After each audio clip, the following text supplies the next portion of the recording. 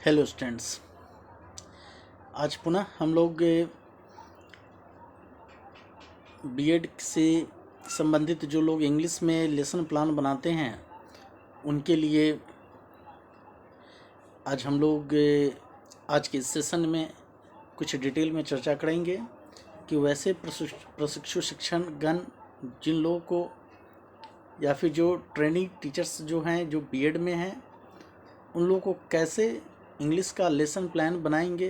आज हम लोग उसके बारे में अध्ययन करेंगे। बहुत सारे स्टूडेंट्स आए दिन समझ नहीं पाते हैं कि किन प्रॉब्लम्स उनको फेस करना पड़ता है, उसमें भी विशेष रूप से इंग्लिश में। तो वैसे अभ्यर्थी परेशान ना हो। मैं आज के सेशन में मैं डॉक्टर विकास कुमार ठाकुर लेकर के आया हूँ, जो कि लेसन प्लान आप बहुत ही आसानी से बनाएंगे और इसके बाद आपको लगेगा कि हाँ सर, ये लेसन प्लान बनाना तो बहुत ही इजी है। तो हम लोग अपने सेशन को आगे बढ़ाते हैं। और वैसे स्टूडेंट्स जो लोग लिंक से सब्सक्राइब नहीं कर पाए हैं वो ज़रूर आप जुड़ें। और इसे पिछले वीडियो में भी आप टाइम टू टाइम मैं तमाम चीज़ों को दर्शाता रहता हूं, जिसे देख करके आप लाभ उठा सकते हैं। आज सबसे पहले हम लोग जानेंगे कि लेसन प्लान को कैसे बनाना है, उनमें किन चीज़ों को विशेष रूप से ध्यान रखने की आवश्यकता होती है, इसका टाइम टेबल क्या होता है। आप देखते हैं कि हम लेसन प्लान का मतलब है जो मैं पढ़ाता हूँ, जो आप विद्यालय में पढ़ाएंगे उसका जैसे टाइम 35 मिनट्स का है, किस क्लास में आप पढ़ा रहे हैं, कौन सा पीरियड है, डेट क्या है, सब्जेक्ट क्या है, आप प्रोज पढ़ा रहे हैं या पोइट्री पढ़ा रहे हैं, वो भी आपको उसमें मेंशन करना है। लेसन प्लान नंबर 1 है कि 2 है या 3rd है, वॉट एवर जो भी है वो सबको 1 बाय 1 आपको वहाँ पे मेंशन करना है। Next, name of the school, school का क्या नाम है। जैसे आप VK मॉडर्न स्कूल में पढ़ रहे हैं या जो भी स्कूल, गवर्नमेंट स्कूल जो भी हो, उसका आपको नाम वहाँ पे दर्शाना है। चलिए डियर फ्रेंड्स, आज सबसे पहले जनरल ऑब्जेक्टिव्स के बारे में आप अध्ययन करें कि जनरल ऑब्जेक्टिव्स जो होता है उसमें 1 नंबर में आप लिख सकते हैं कि to enable the students to speak and write correct English, कि वो ऐसे स्टूडेंट्स जो कि बोलने में लिखने में, इंग्लिश को बोलने और लिखने में सक्षम है, सबसे पहले वो दर्शाना है। Second, to enable the students to read the lesson with correct pronunciation.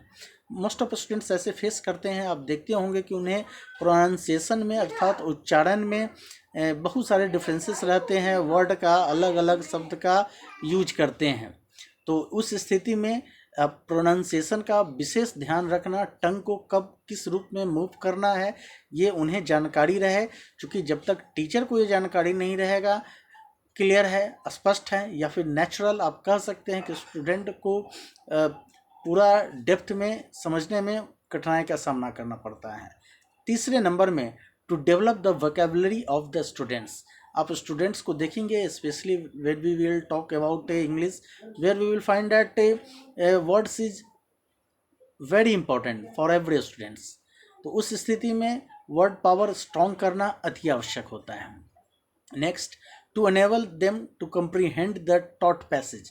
जो हम पढ़ाए जाते हैं जो पैसेज को, उस पैसेज पे हमें कम्प्रीहेंड करना, उसको सक्षम बनाना उन लोगों के लिए अति आवश्यक होता है।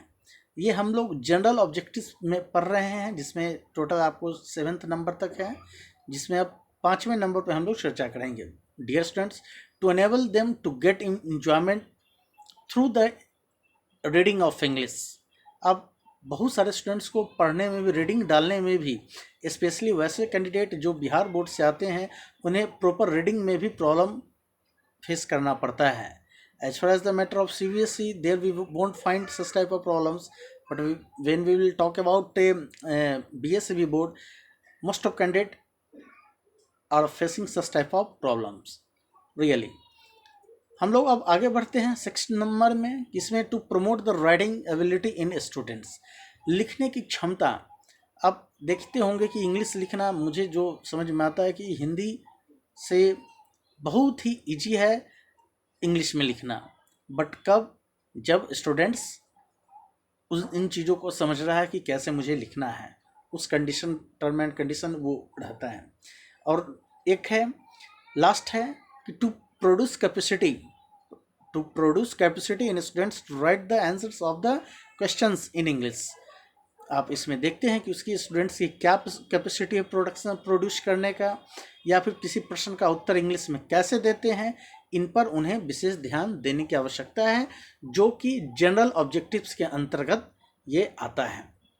ओके, सो मैं समझता हूँ कि आप जनरल ऑब्जेक्टिव्स को अच्छे से समझ गए होंगे कि किन चीज़ों को पहले लिखना है और उसमें क्या क्या पॉइंट्स अब डालना है।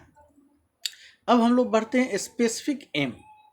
स्पेसिफिक एम्स में भी आपको 3 पॉइंट्स हैं, जिसे आप एकदम राइट डाउन नोट में आप नोटबुक में कर लें, जिससे कि इन भावी भविष्यों में भी आपको बनाने में किसी प्रकार की कोई कठिनाई नहीं होगी। वैसे स्टूडेंट्स जो लोग इंग्लिश में बनाते हैं, मैं पहले ही कहा कि lesson plan for English which students are have been doing English honours, ऐसे स्टूडेंट्स के लिए ये बहुत ही मैंडेटरी है। At any cost you will have to know, इसे आपको ध्यान रखना है।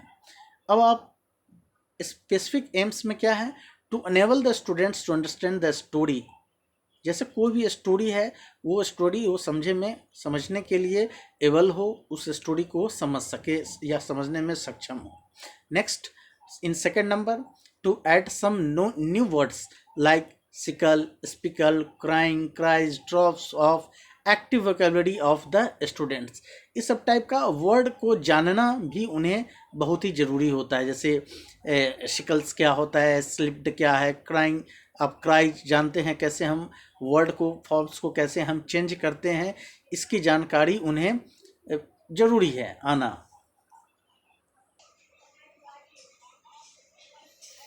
हाँ, तो डियर स्टूडेंट्स, आप इसमें आपने देखा कि स्पेसिफिक एम्स में भी 3 पॉइंट्स हैं।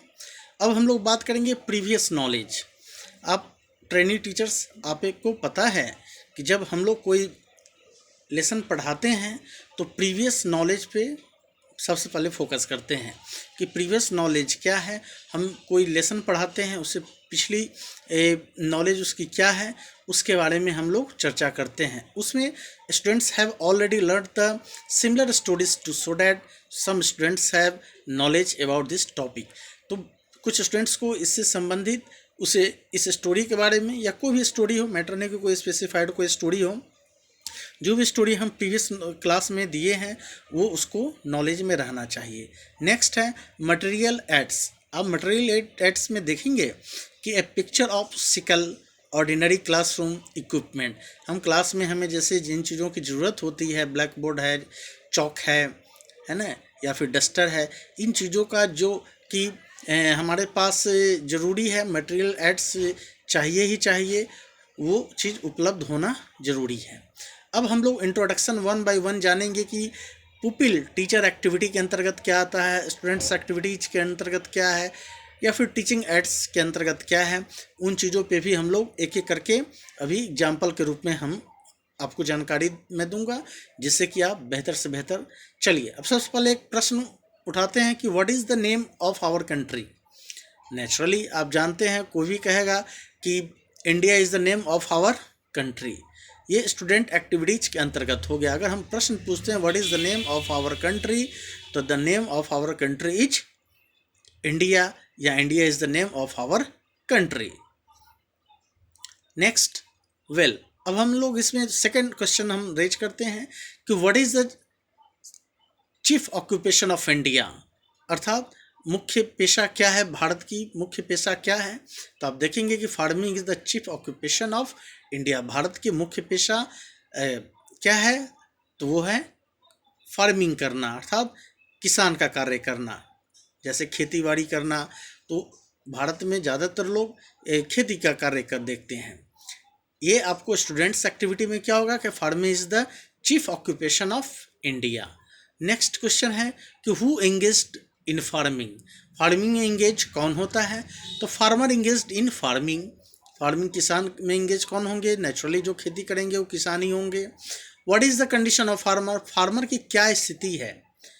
अगर पुपिल टीचर एक्टिविटी के अंतर्गत आता है कि what is the condition of farmer, तो स्टूडेंट्स एक्टिविटीज़ के अंतर्गत आएगा कि प्रॉब्लमेटिक। तो इस तरह से हम लोग पुपिल टीचर एक्टिविटी के अंतर्गत आपने जाना, स्टूडेंट्स एक्टिविटीज़ के बारे में जाना, ठीक है।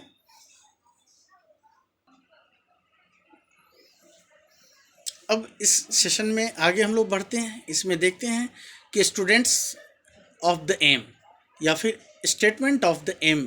स्टेटमेंट ऑफ द एम में देखेंगे कि well students, today we will study an interesting story, या फिर द ऑनेस्ट मैन, या जो भी the man of our country, जो स्टोरी रहेगा हमें उन चीज़ों को दर्शाना है।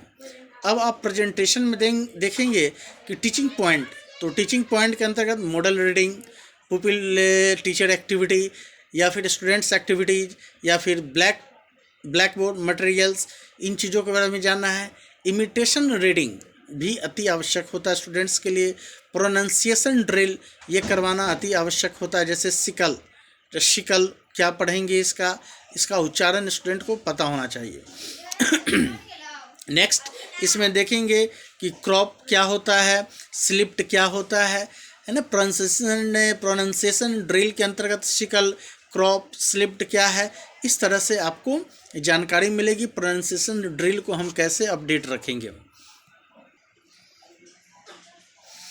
ऑलराइट, अब इस कड़ी में हम लोग लास्ट स्टेज में हैं, जिसमें देखेंगे कि कैसे एक्सपोजिशन ऑफ डिफ़िकल्ट वर्ड्स, बहुत सारे ऐसे डिफ़िकल्ट वर्ड्स आ जाते हैं जिसे पढ़ने में स्टूडेंट्स को कठिनाई का सामना करना पड़ता है। सिकल हो गया है ना, ये क्राइज है, थर्स्टी है, क्रॉप है, इस सब में इनको डिवाइस में जैसे देखते हैं सेंटेंस है, सेंटेंसेज है, अपोजिट वर्ड, तो इन चीज़ों पे भी इन्हें ध्यान रखने की आवश्यकता है। एक्सप्लेनेशन क्या होता है, उसमें किन चीज़ों को ऐड करते हैं, कैसे वर्ड्स को हम साइड करते हैं, या फिर ऐड उसमें कैसे कैसे वर्ड्स को करते हैं। तो डियर स्टूडेंट्स, मैं आशा करता हूँ कि जो लोग लेसन प्लान बनाए होंगे उसके लिए बहुत ही सुविधाजनक ये होगा और ये बहुत ही अच्छे से इसको बनाए होंगे। तो मैं आशा करता हूँ कि आज की इस वीडियो से आप बहुत चीज़ आपको सीखने का मौका मिला होगा। जो लोग अभी भी जुड़े हैं या फिर जो नए हैं, वैसे लोग मैं लिंक डाल देता हूँ, आप लोग ज़रूर सब्सक्राइब कर दें, लाइक करें, शेयर करें, जिससे कि मैक्सिमम डीएलएड, बीएड, सीटेट या फिर भावी भविष्य में बीपीएससी के लिए जो कंसर्निंग इम्पोर्टेंट पढ़ाई होगी मैं उसे अपडेट करता रहूँगा। तब तक के लिए थैंक यू।